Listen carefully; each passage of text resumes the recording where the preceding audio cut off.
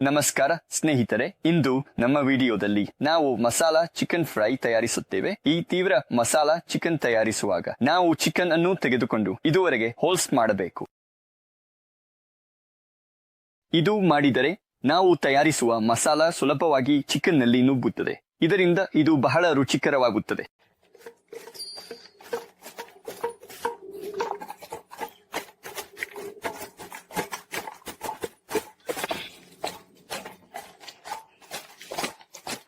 ಇದು ಒಂದೇ ಬಿಂದುಕ್ಕಿಂತ ಹೆಚ್ಚು.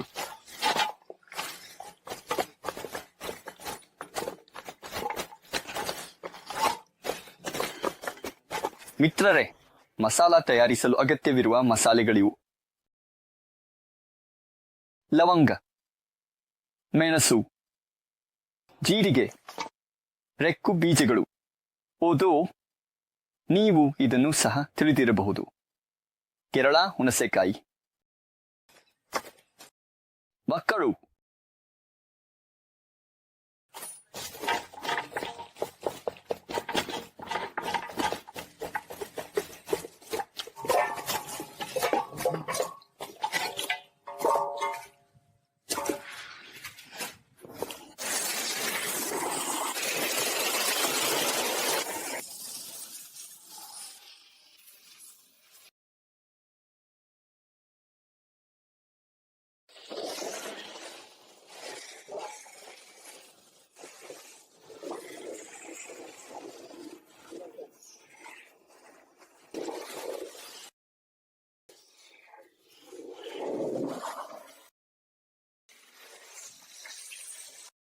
ಹಳದಿ,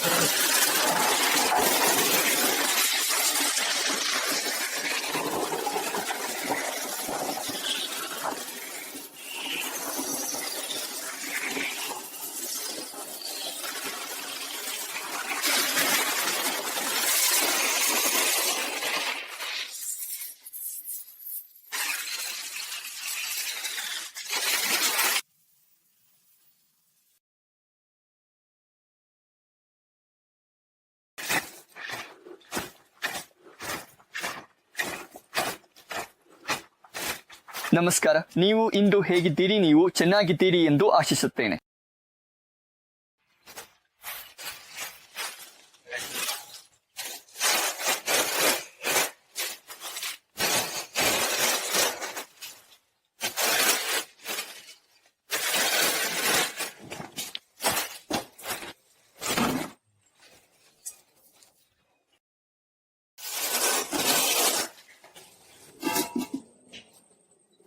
ಕೊತ್ತಂಬರಿ ಸೊಪ್ಪು ಸೇರಿಸಿ ಇವುಗಳನ್ನು ಕಡಿಮೆ ಬೆಂಕಿಯಲ್ಲಿ ಹುರಿಯಬೇಕು.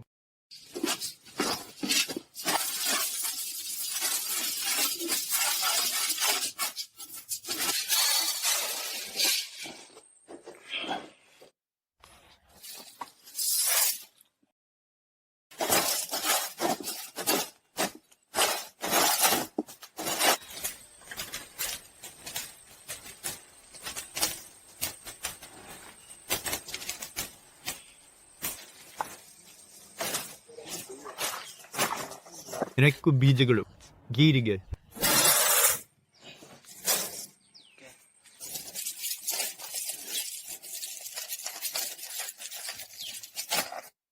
ಕೇರಳ ಹುಣಸೆಕಾಯಿಯನ್ನು ನೆನೆಸೋಣ.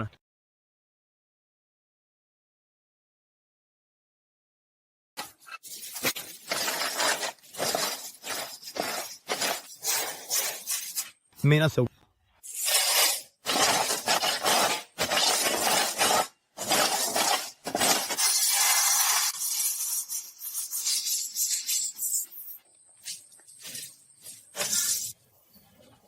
ಲವಂಗ, ಏಲಕ್ಕಿ, ದಾಲ್ಚಿನ್ನ.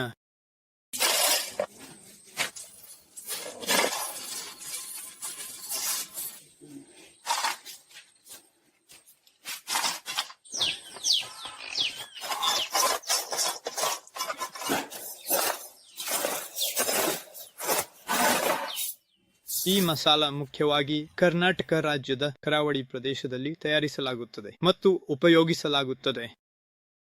ಇದು ಅಲ್ಲಿ ತುಂಬಾ ತಂಪಾಗಿರುವುದರಿಂದ ಆಗುತ್ತದೆ. ಪರಿಣಾಮವಾಗಿ ಈ ಮಸಾಲ ಶರೀರದಲ್ಲಿ ಉಷ್ಣವನ್ನು ಉತ್ಪತ್ತಿ ಮಾಡುತ್ತದೆ. ಆ ಪ್ರದೇಶದಲ್ಲಿ ಇದನ್ನು ಹೆಚ್ಚು ಸೇವಿಸಲಾಗುತ್ತದೆ.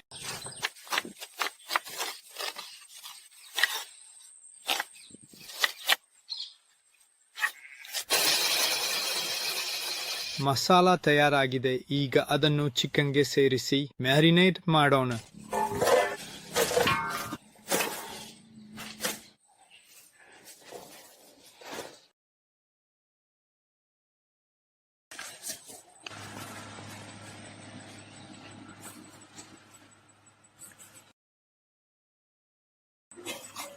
ಚೆನ್ನಾಗಿ ಕತ್ತರಿಸಿದ ಈರುಳ್ಳಿ ಮತ್ತು ಹಸಿರು ಮೆಣಸು ಸೇರಿಸೋಣ.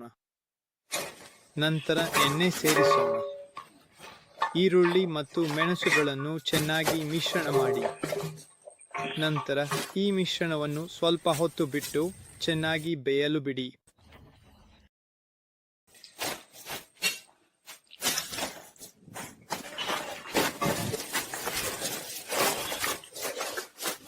ಇದು ಬಹಳ ರುಚಿಕರವಾಗುತ್ತದೆ ಮತ್ತು ನೀವು ಇನ್ನಷ್ಟು ತಿನ್ನಲು. ಚೆನ್ನಾಗಿ ಕತ್ತರಿಸಿದ ಅಜ್ಜಿಗೆ ಬೆಳ್ಳುಳ್ಳಿ,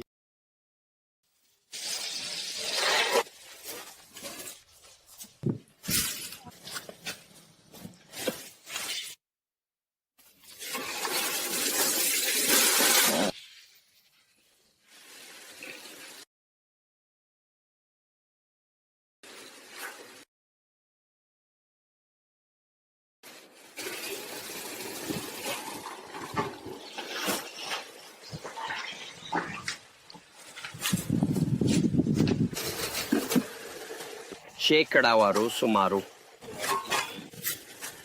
ಸ್ವಲ್ಪ ಹೆಚ್ಚು ಉಪ್ಪು ಸೇರಿಸೋಣ.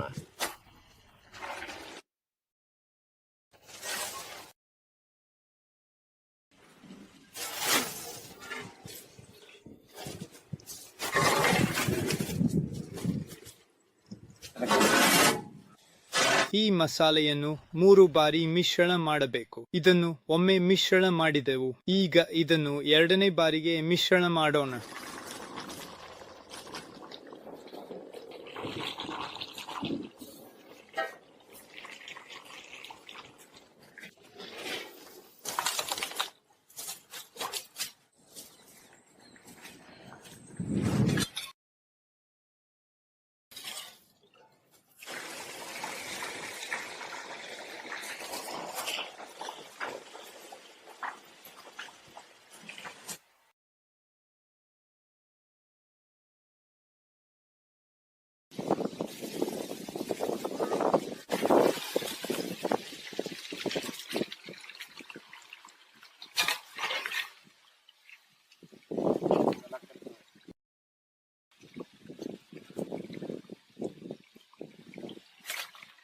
ನಾವು ಈಗಾಗಲೇ ಮಸಾಲಾ ಗ್ರಾಮವನ್ನು 2 ಬಾರಿ ದಾಟಿದ್ದೇವೆ ಮತ್ತು ಇದನ್ನು ಮಾಡಬೇಕು.